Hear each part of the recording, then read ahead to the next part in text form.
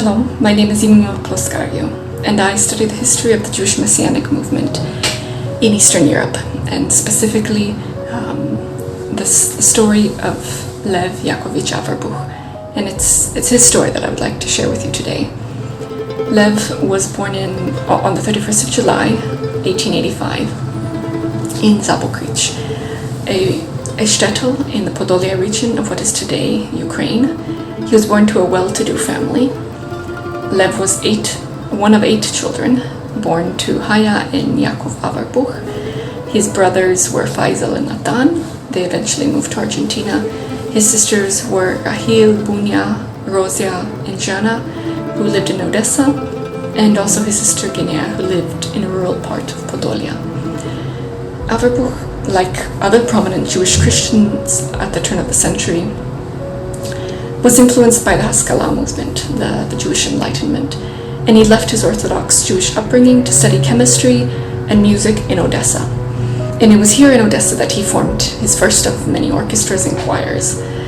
He became a music teacher in Grodno, today's Hrodna, Belarus, where in 1908 he was given his first New Testament in 1910, after studying the scriptures and following discussions with his mentor and Russian school teacher, Vladimir Mazenkovsky. The passages of Isaiah 53 and Daniel 9 were particularly a great influence on Averbuch. They convinced him that Jesus was not just the Gentile Messiah, or Gentile Savior, but that he was the Jewish Messiah, the longed for and long-awaited Savior of the Jewish people.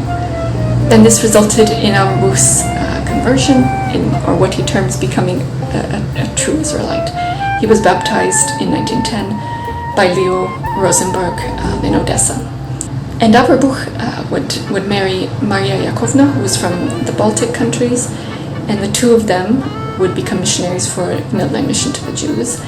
They would work in Odessa, and then in the 1920s and 1930s they would be stationed in Kishinev, the capital or the administrative center of the region of Bessarabia, which during the years they were there was part of the Kingdom of Romania. And Averbuch and Lev and Maria Averbuch would spend almost 20 years in Kishinev building up the ministry there. They had the legacy of Joseph Rabinovich, who was seen as the father of the modern Messianic movement. Rabinovich started his work in the 1880s in Kishinev and became known across the world for his mixture of Jewish and Christian theologies and practices, but ultimately showing that you could be Jewish and that you could follow Jewish practices and believe in Yeshua as the Son of God and as God come to earth, the Incarnation. And Averbuch works in Kishinev, building on the legacy of Rabinovich, but he also is very aware of and fights against the anti-Semitism that is rampant in interwar Romania. Averbuch and his congregation experience a lot of harassment and difficulty during these years of growing hostility towards the Jewish people in Romania and across Europe.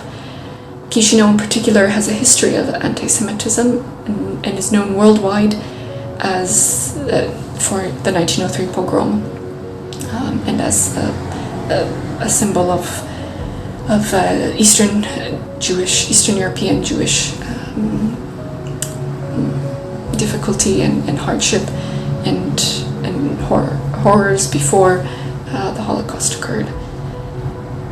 So Averbuch works within this context, this historical and geographic context, and he stays there until 1937 when he moves to London with Maria, and he goes to be with Yeshua, with his Lord, in 1941.